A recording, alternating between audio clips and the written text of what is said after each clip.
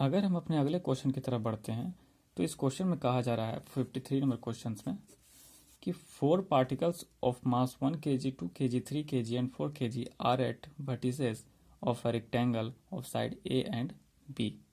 कहा जा रहा है कि एक रेक्टेंगल है यानी कि आयत, ठीक है, जिसका साइड ए और बी है। जैसे कि फिगर में दिखाया गया है कि लेंथ ए है और ब्रेथ बी है, ठीक है। इसमें इसके चारों वर्टिसेस पर यानी चारों कोनों पर 4 पार्टिकल्स को रखा गया है या 4 ऑब्जेक्ट को रखा गया है। चारों का मास दिया हुआ है, एक का 1 kg, फिर दूसरे का 2 kg, फिर 3 kg और फिर 4 kg। इस तरीके से 1 2 3 4 इस तरीके से दिया हुआ है। बोल रहा है find the position of the centre of मास। अब कह रहा है कि चारों ऑब्जेक्ट्स को रख रहे हैं, ठीक है, एक रेक्टेंगल के वर्टिसेस पर, तो उसका सेंटर ऑफ मास कहाँ पर होगा। आइए इसको निकालते हैं। जैसा कि आपने क्वेश्चन में देखा कि एक रेक्टेंगल है जिसके चारों वर्टिसेस पर पार्टिकल्स रखे हुए हैं। पहला पार्टिकल्स 1 kg का, दूसरा पार्टिकल्स 2 kg का, तीसरा पार्टिकल 3 kg का और चौथा पार्टिकल 4 kg का। इस रेक्टेंगल का साइड दिया हुआ है, लेंथ है ए और ब्रेथ है बी। इस तरीके से अगर यहाँ से लेकर यहाँ तक ए है तो यहाँ से लेकर यहाँ तक भी डिस्टेंस ए होगा।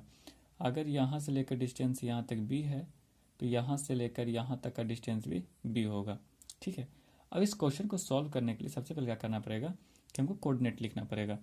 अब देखेंगे कि ओरिजिन कहाँ पर है, तो देखिए एक्स एक्सिस और वाई एक्सिस इंटरसेक्ट कर रहे हैं इस पॉइंट पर, ठीक है।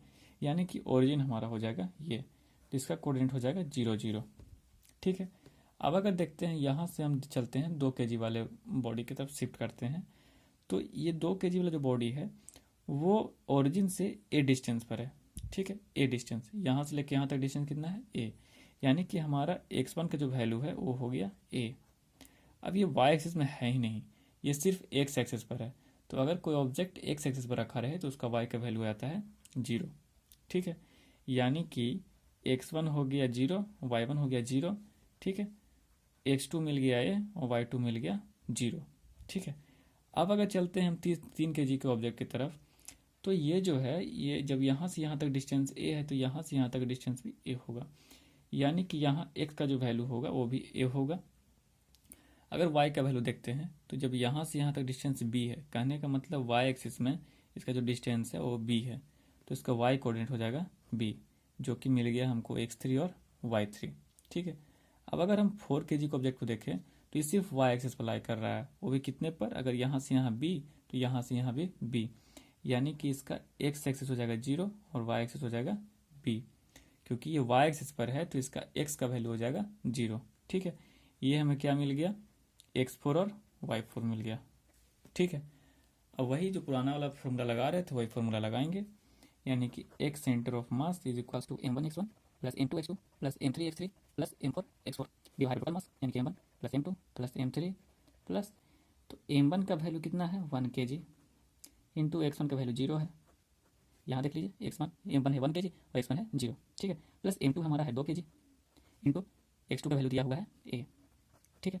प्लस m3 का वैल्यू है हमारा 3 kg और x3 का वैल्यू है a, प्लस x4 का वैल्यू 4 है इंटू y4 का वैल्यू 0 है, m4 का वैल्यू 4 और x4 का वैल्यू 0, और m1 का वैल्यू 1 फिर 2 फिर 3 फिर 4, इस तरीके से दिया हुआ है।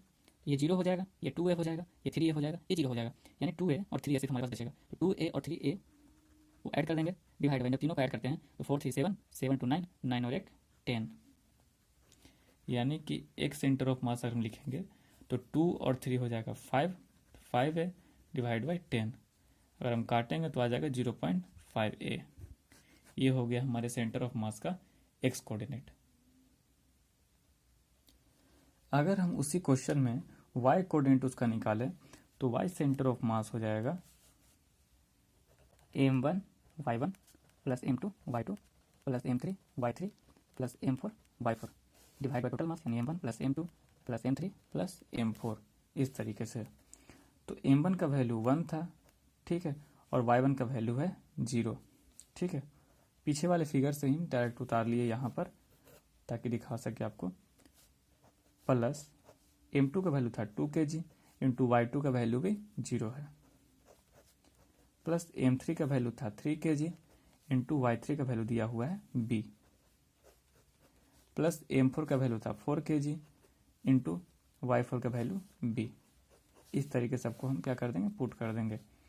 तो M1 था 1 प्लस 2 प्लस 3 प्लस 4, ये 0 ये 0, ये हो जाएगा 3B प्लस वो हो जाएगा 4B divide by 10। 3B plus 4B हो जाएगा हमारे पास 7B डिवाइड बाई 10। जब 7B को 10 से काटेंगे तो आ जाएगा 0.7B। ठीक है। अब क्वेश्चन में क्या दिया हुआ था कि A का वैल्यू 1 मीटर और B का वैल्यू 2 मीटर, ऐसा कुछ क्वेश्चन में गिवन था। ठीक है। हमारा x कोऑर्डिनेट आया था 0.5A। कहने का मतलब है कि अगर हम A का वैल्यू 1 पुट करेंगे तो 0.5 इंटू 1 डिवाइड यानी कितना आ जाएगा 0.5 मीटर। ठीक है।